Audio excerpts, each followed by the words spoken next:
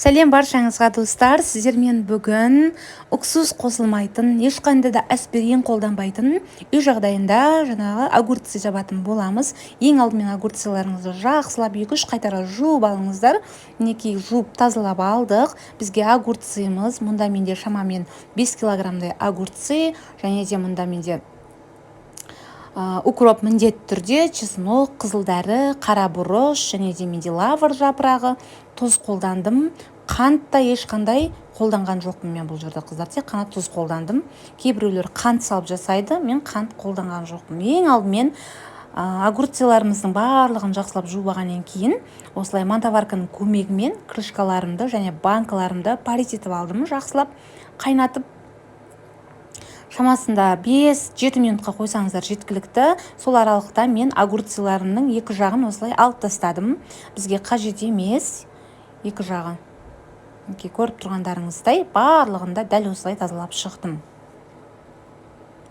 Ал достар, мен барлығын тазалап алдым. Енді кезекте жаңағы паритетілген банкаларымызға барлығын рет-ретмен орналастырып шығатын боламыз.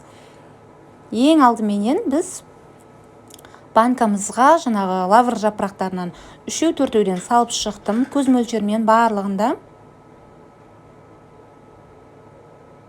Соның үстінен қара бұрышты шамамен 10-12 талдай салдым ғой деймін, солай салып шықтым.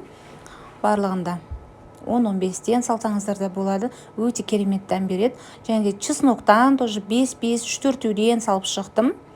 Қызылдәрден мен турап қана салдым қыздар, барлығын салған жоқпын, кішкене аз-аздан бөліп салдым.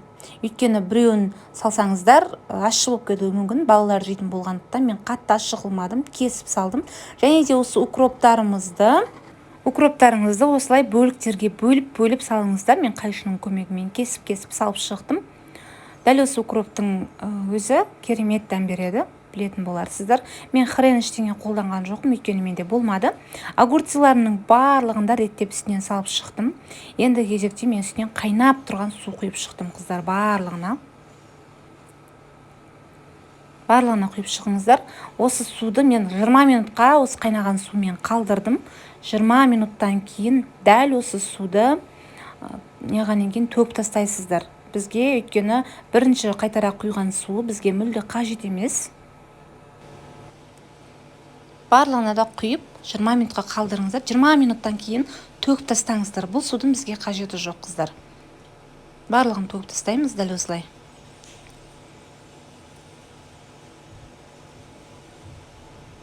Енді кезекте мінекей суларын төгіп тастағаннан кейін үстіне 2 литрлік банкаға 2 ас қасық тұздан салып шықтым. Кейбіреулер уксус қолданады, мен уксус қосқанын ұнатпаймын. Сол себепті аспирин қолданып жатады, онда ештеңе қоспаймын қыздар. Жай ғана тұз саламын да қайтадан үстіне қайнап тұрған жаңа су қайнатып, қайтып құямын қыздар. Барлығында осылай құйып, осы күйінде бұрақшымыздың арнайы көмегімен бұрап, жауып тастай беремін қыздар. Өте оңай тәсіл, әрде қарапайым тәсілмен жасалады, және де атылмайды қыздар. Дәл осы рецептпен жасап көріңіздер. Менің видеомды соңына дейін көрген болсаңыздар, қолдап кетуді ұмытпаңыздар. Және де менің парақшама, осы YouTube каналыма тіркеліп қойыңыздар. Алда менен керемет рецепттер күтіңіздер.